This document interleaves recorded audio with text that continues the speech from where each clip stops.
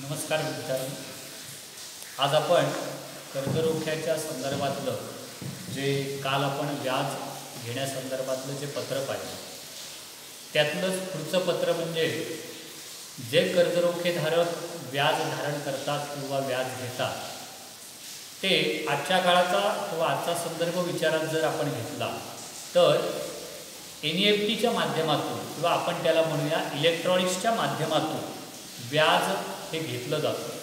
मग इलेक्ट्रॉनिक्सच्या माध्यमातून जर व्याज घ्यायचं असेल तर त्यासाठी देखील संबंधित कर्जरोखेधारकाला कंपनीचा जो सेक्रेटरी आहे किंवा जो चिटणीस आहे तो पत्र पाठवत असतो। ते पत्र आता कसं असेल त्याचा आपण आत्ताच्या व्हिडिओमध्ये अभ्यास करणार आहोत।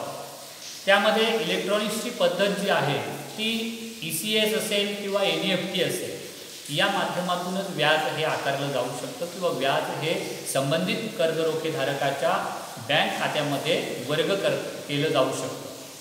मग याच्यामध्ये पत्र लिखाण म्हणजे नेमकं काय करायचं आहे तर जो पत्राचा जो स्ट्रक्चर आहे ते आपण व्याजाच्या संदर्भातलं जे अगोदरचं पत्र पाहिलं ते सारखंच आहे। आत्ताही इथे NEFTच्या माध्यमातून व्याज आपल्याला जे द्यायचं आहे त्याचं पण स्ट्रक्चर सारखंच आहे। म्हणजे आपल्या वहीमध्ये मधल्या बरोबर पानाच्या मध्यभागी कंपनीचं नाव, नोंदणीकृत कार्यालयाचा पत्ता, त्यानंतर CIN जो नंबर असेल तो, या सगळ्या गोष्टी आपल्याला त्या लिहायच्याच आहेत। त्याचबरोबर उजव्या बाजूला कोपऱ्यामध्ये वेबसाईट, ईमेल, दिनांक, डाव्या बाजूला कोपऱ्यामध्ये फोन नंबर, फॅक्स नंबर, पत्राचा संदर्भ क्रमांक आणि ज्या कर्जरोखेधारकाला आपण पत्र लिहिणार आहोत त्याचा पत्ता, हे सगळ्या गोष्टी सगळ्या पत्रांसाठी कॉमन आहे। आता त्याच्या खाली विषय आणि जे काही 2 पॅरेग्राफ येणार आहेत ते सगळ्यात महत्त्वाचे आहेत। तो विषय काय असेल तर कर्जरोख्यावरील व्याज इलेक्ट्रॉनिक्स पद्धतीने किंवा NEFT किंवा ECS या पद्धतीने वर्ग करण्याबाबत हा त्याचा विषय आहे। महोदय, आता या महोदय झाल्यानंतर जो पहिला पॅरेग्राफ आहे तो पहिला पॅरेग्राफ म्हणजे काय असणार आहे तर संचालक मंडळाने दिलेल्या आदेशानुसार किंवा केलेल्या सूचनेनुसार संचालक मंडळाची सभा जो काही दिनांक असेल या तारखेला झाली, या दिनांकाला झाली आणि यामध्ये जे कर्जरोखेधारक आहे त्यांना इलेक्ट्रॉनिक्सच्या पद्धतीने व्याज देण्यासंदर्भातला ठराव संमत झाला, हा पहिला पॅरेग्राफ आहे।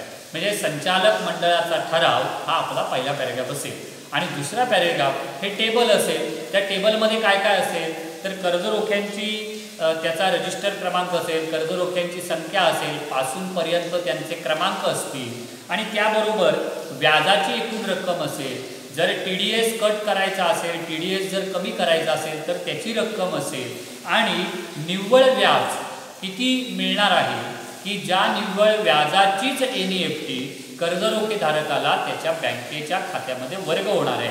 असे हे 5-6 कॉलमचं किंवा हे टेबल आपल्याला हा दुसऱ्या पॅरेग्राफ म्हणून टेबल तयार करायचं आहे।